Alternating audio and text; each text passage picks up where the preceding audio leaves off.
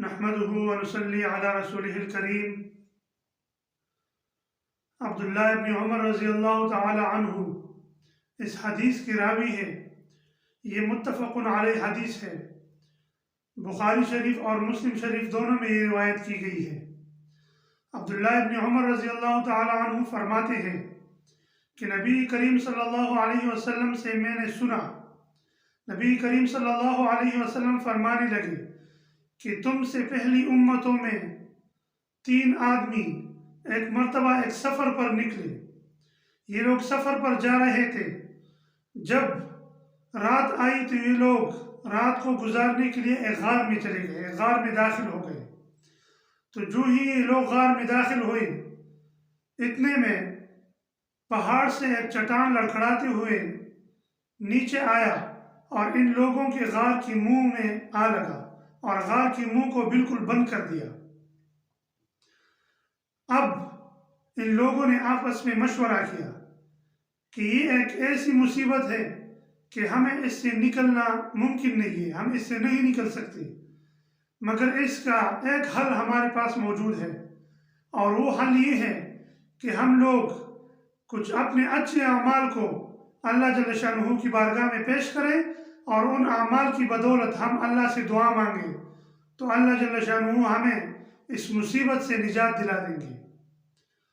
तो इन 3 आदमियों में से पहला आदमी जो सामने आया और अल्लाह जल्ल शानहू की बारगाह में वो कहने लगा कि या अल्लाह, मेरे बूढ़े माँ बाप थे और मैं रोज़ाना शाम को उनको दूध पिलाता था। एक दिन ऐसा हुआ कि मैं अपने जानवरों के चारे की तलब में कहीं दूर निकल गया। तो जब मैं शाम को वापस आया और मैंने अपने जानवरों से दूध दोहा और दूध को एक बर्तन में लेकर अपने वालिदैन के सामने आया तो मेरे वालिदैन सो चुके थे। तो मैंने ये बात गवारा नहीं की कि मैं अपने वालिदैन को जगा दूं, इसलिए मैं वहां पर खड़ा रहा, उन लोगों के जागने का इंतजार करता रहा।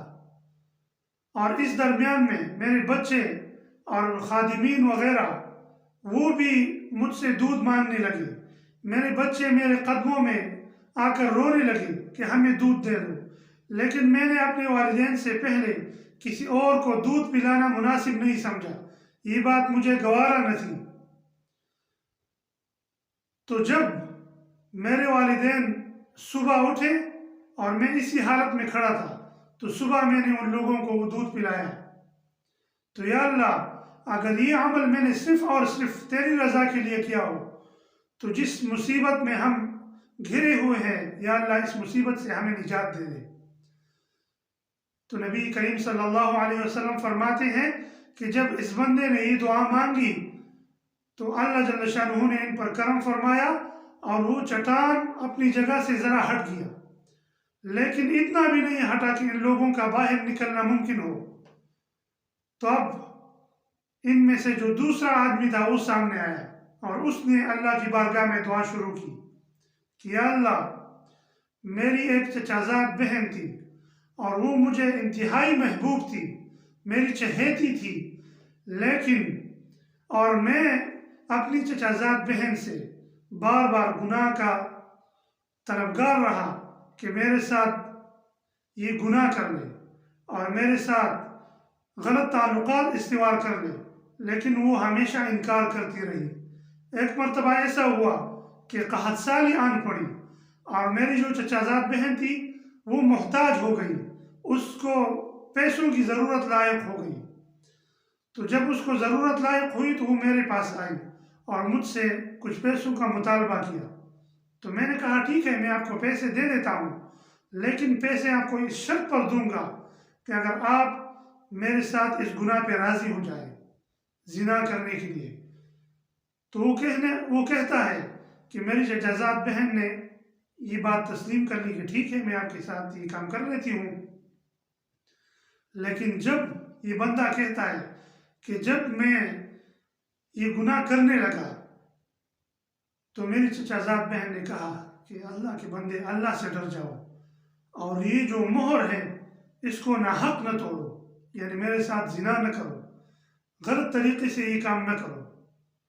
तो उसी वक्त बावजूद इसके कि मैं शदीद इश्तियाक में था, लेकिन मैंने वो अमल और वो जिना उससे मैं पीछे हट गया और मैंने वो काम छोड़ दिया। मैंने वो काम नहीं किया, सिर्फ और सिर्फ अल्लाह की रज़ा के लिए मैंने उसको छोड़ दिया।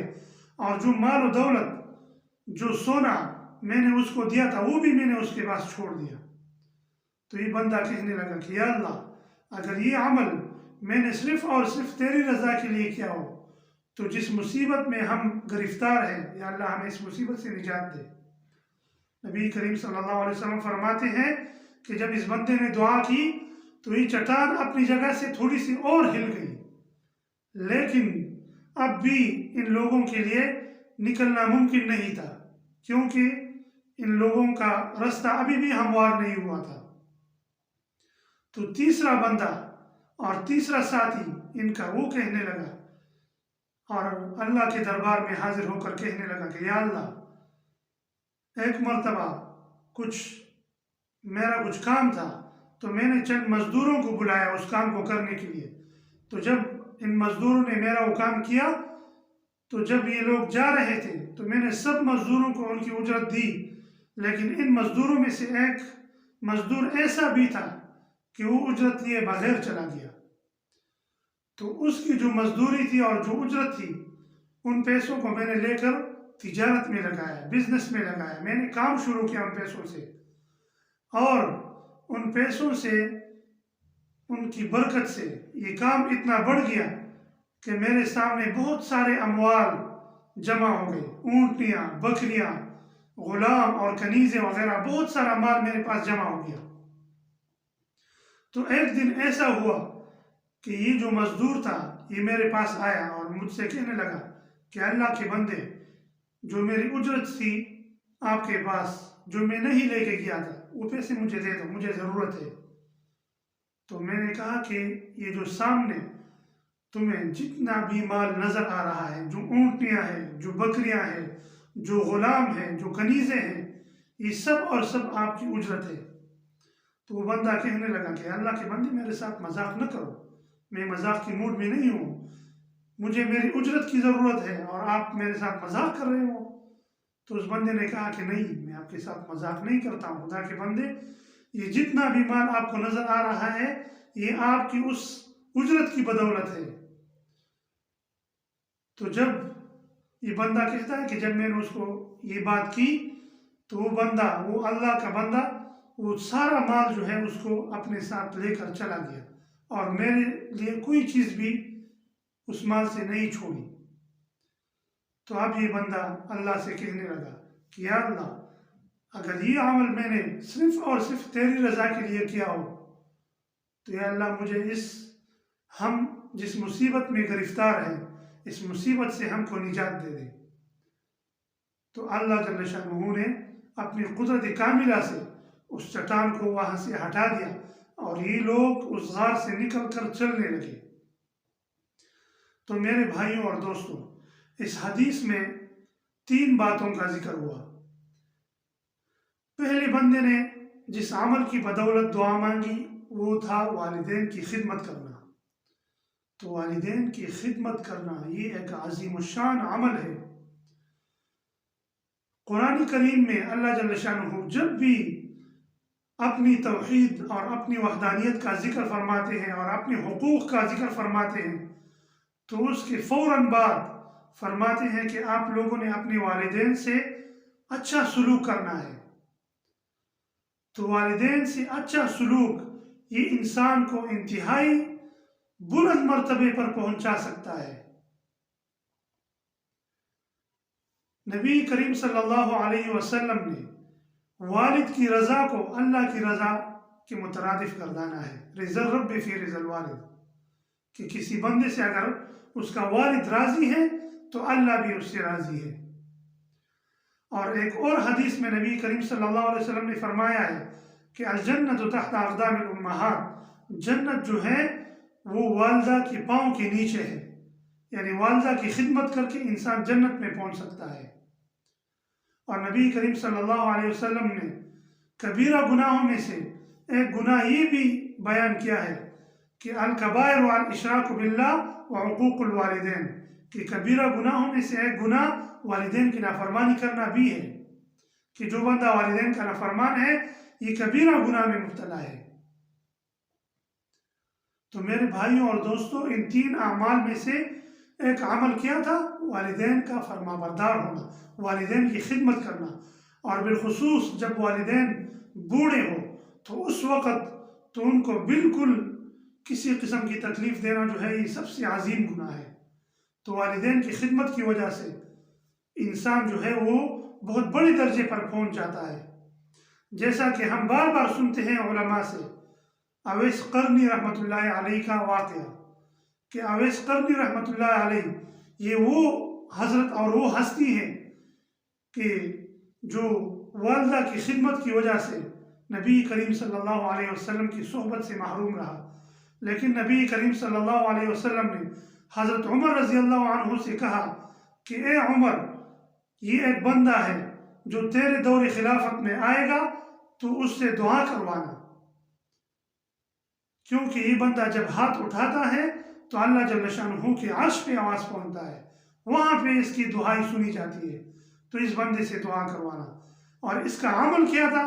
अपनी वालिदा की खिदमत। तो मेरे भाइयों और दोस्तों, सबसे पहला अमल जिसकी वजह से अल्लाह जल्ल शानुहु ने इन 3 बंदों को गार में जो मुसीबत में ये लोग गिरफ्तार हुए थे उससे निजात दी, वो वालिदैन की खिदमत है।